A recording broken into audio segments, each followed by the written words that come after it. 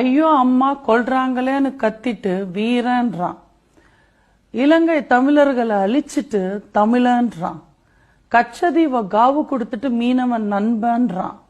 குங்கும பொட்டு விபூதி அழிச்சிட்டு ஹிந்துக்கு ஆதரவுன்றான்.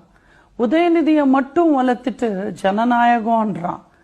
பால்டாயில குடிச்சிட்டு கண்ணியம்ன்றான். பிரியாணி கடையை உடைச்சிட்டு கட்டுப்பாடுன்றான்.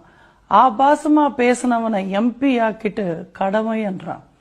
சாதிக் பாஷாவை சாகடிச்சிட்டு மைனாரிட்டி மக்களின் காவலன் என்றான். சமாதியில தயிர் வடை வச்சுட்டு பகுத்தறிவுன்றான்.